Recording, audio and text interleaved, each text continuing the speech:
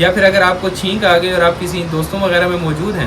تو ان کا ریئیکشن تو آپ کو اندازہ ہو ہی رہا ہوگا. ہر بندہ ایسا دیکھ رہا ہوتا ہے کہ آپ نے کوئی بہت بڑا جرم کر دیا اور آپ سے دور دور بھاگنا شروع ہو جاتے ہیں لوگ. وہ یہ ہے کہ ایک کامن کولڈ فلو اور کووڈ-19 میں کیا فرق ہے, کیا کچھ علامتیں ایسی ہیں کہ جس سے ہم جج کر سکیں کہ اس انسان کو سادہ نزلہ زکام ہوا ہے, انفلوئنزا کی وجہ سے ہے, یا پھر یہ SARS-CoV-2 یعنی کہ کووڈ-19 کی وجہ سے ہے.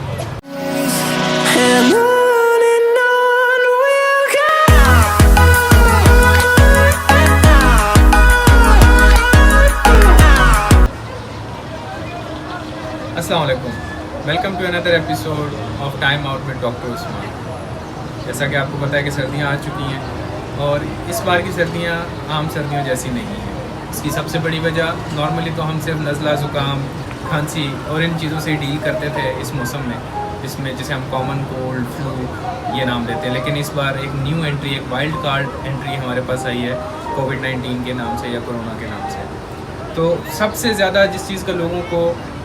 جو کوشچن ہمیں آج کل سننے کو مل رہا ہے وہ یہ ہے کہ ایک کامن کولڈ فلو اور کووڈ-19 میں کیا فرق ہے, کیا کچھ علامتیں ایسی ہیں کہ جس سے ہم جج کر سکیں کہ اس انسان کو سادہ نزلہ زکام ہوا ہے,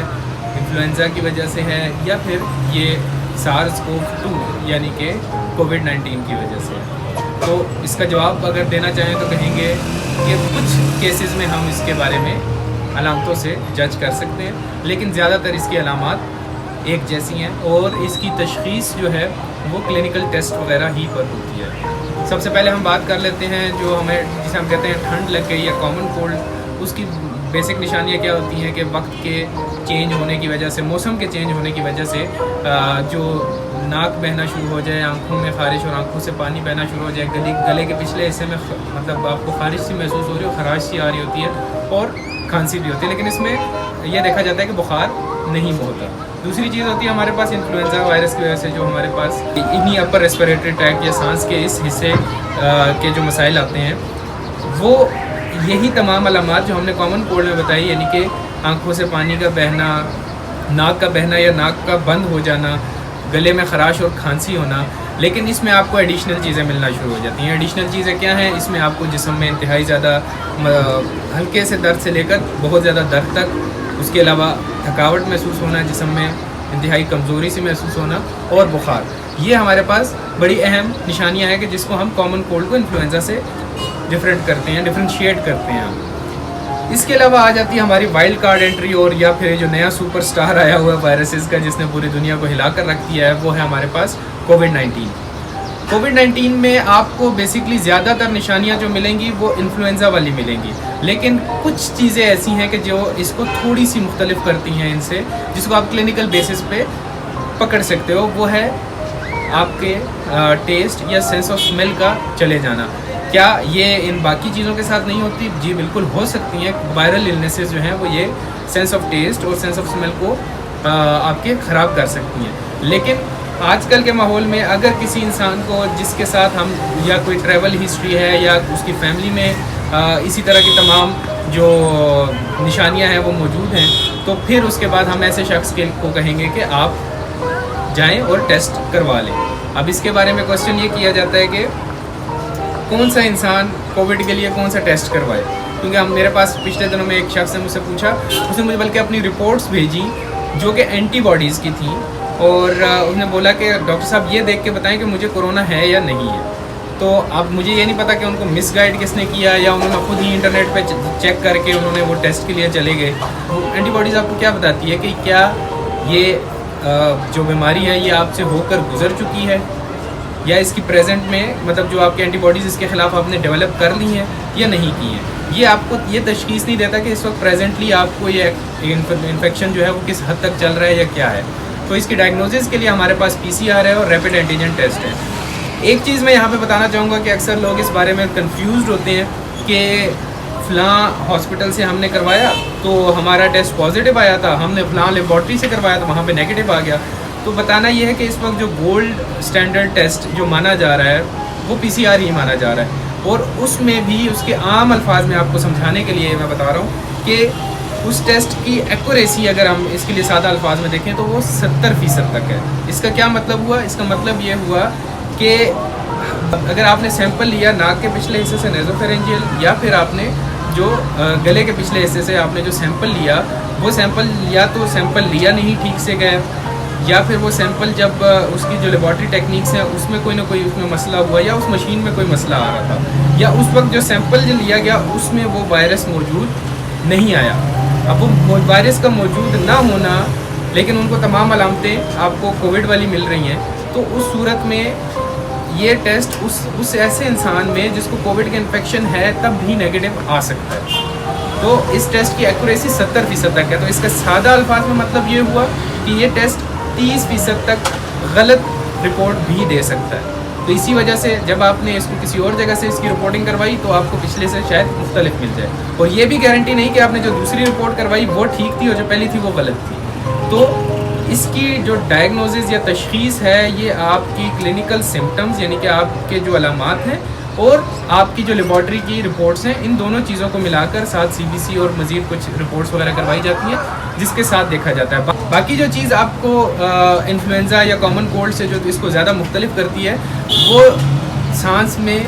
मुश्किल होना यानी कि शॉर्टनेस ऑफ ब्रेथ। अब अगर किसी शख्स का इंतहाई ज़्यादा गला ख़राब है उसको भी ये मसला थोड़ा बहुत हो सकता है, खाने में मुश्किल हो सकती है क्योंकि गला सूजा हुआ है। लेकिन जो कोविड की वजह से सांस में मुश्किल आना होती है, इसका मतलब ये होता है कि ये इन्फेक्शन अब फेफड़ों तक पहुंचना शुरू हो चुका है या फेफड़ों को कोई नुकसान देना शुरू हो चुका है। अब इस सूरत में आपने क्या करना है?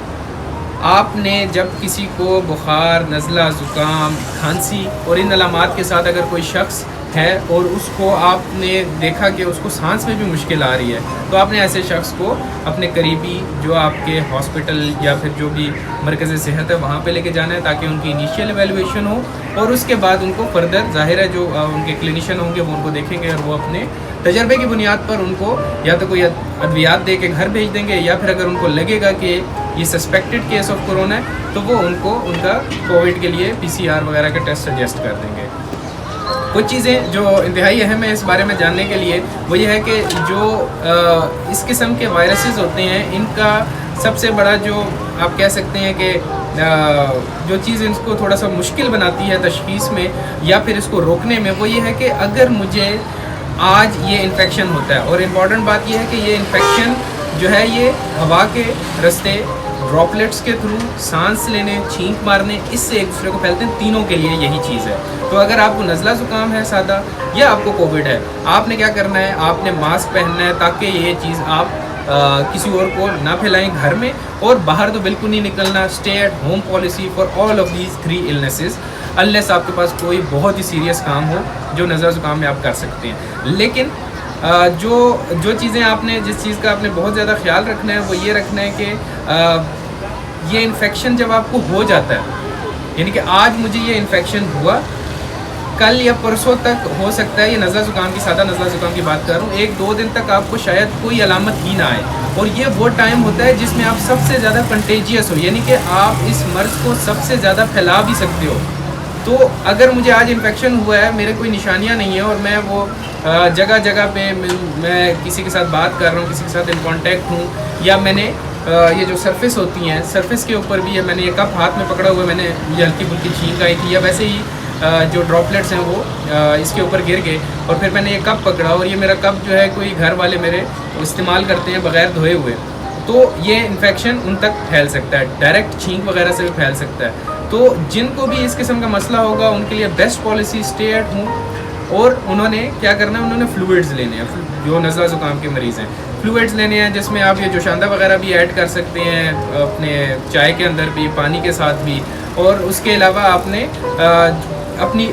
एक्टिविटीज़ को लिमिटेड कर लेना है। रेस्ट करेंगे, जितना आप रेस्ट करेंगे उतना जल्दी बेहतर हो जाएंगे। नज़ला ज़ुकाम मैक्सिमम 5 से 7 दिन और ज़्यादा ज़ोर देता है दूसरे से चौथे दिन तक, और उसके बाद इसकी अलामात कम होना शुरू हो जाती हैं। जबकि हमारे पास जो कोविड है, ये इन्फेक्शन जिस्म में दाखिल होने के बाद 2 से 14 दिन के दरमियान कभी भी अलामात अपनी ज़ाहिर कर सकता है, लेकिन ऑन एवरेज बताया जाता है कि ये इन्फेक्शन 5वें से 6ठे दिन पे अपनी अलामात ज़ाहिर करना शुरू हो जाता है जब ये आपके जिस्म में दाखिल हो जाता है। सर्दियाँ भी एक खुदा की दी हुई नेमत है, इसको अच्छे से एंजॉय करें, अपने आप को प्रोटेक्टेड रखें, बाहर से खुराक वगैरह और ये चीज़ों से आप अपने आप को थोड़ा सा दूर रखें, मिर्च मुरक्कन और ये तली हुई अशिया से थोड़ा दूर रखें, ठंडी अशिया से थोड़ा सा फासला रखें, क्योंकि ये चीज़ें आपको नॉर्मली अगर सर्दियाँ होती हैं और आपको नज़ला ज़ुकाम हो जाता तो इतनी बड़ी टेंशन की बात नहीं थी, लेकिन कोविड वाले टाइम में अगर आपको